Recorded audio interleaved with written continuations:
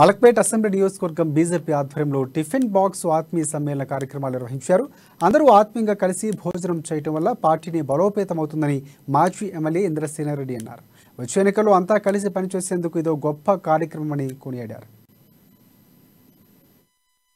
మలక్పేట్ అసెంబ్లీలో ఈ యొక్క టిఫిన్ డబ్బా యొక్క ఇష్టాగోష్ఠి కార్యక్రమాన్ని ఈరోజు శ్రీనివాస కమ్యూనిటీ హాల్లో, బ్యాంక్ కాలనీలోని ఈ శ్రీనివాస కమ్యూనిటీ హాల్లో మొత్తం మలక్పేట్ అసెంబ్లీలో ఉన్నటువంటి డివిజన్ కమిటీస్, ఆ పై స్థాయి ఉన్నటువంటి అందరు కార్యకర్తలు కూడా అన్ని మోర్చాలకు సంబంధించిన కార్యకర్తలు ఈరోజు ఈ యొక్క టిఫిన్ బాక్స్ సమ్మేళనాన్ని ఏర్పాటు చేసుకున్నాం.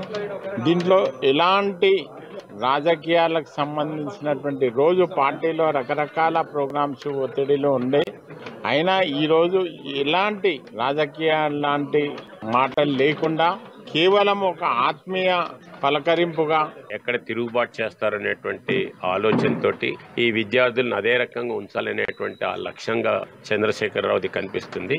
ఎందుకంటే తెలంగాణ ఉద్యమంలో ప్రాణాలు అర్పించింది విద్యార్థులు కాబట్టి ఇదే విద్యార్థులు నా మీద కూడా తిరగబడతారనేటువంటి భయంతో ఈరోజు విద్యా వ్యవస్థనే పూర్తిగా నాశనం చేస్తున్నాడని చెప్పి ఈ సందర్భంగా చెప్పదలుచుకున్నాను. కేవలం విద్యార్థులు, నిరుద్యోగ యువకులే కాదు, ఏ వర్గం చూసినా, గ్రామీణ ప్రాంతంలో ఉన్నటువంటి పేదల విషయంలో చూసినా వాళ్ళకి డబుల్ బెడ్రూమ్ ఇండ్లు ఇస్తానన్నాడు, ఇండ్లు ఇవ్వలేదు. వ్యవసాయం చేసుకునేటువంటి వాళ్ళకి ఈ యొక్క లోన్ మాఫీ చేస్తానన్నారు, లోన్ మాఫీ చేయలేదు. గతంలో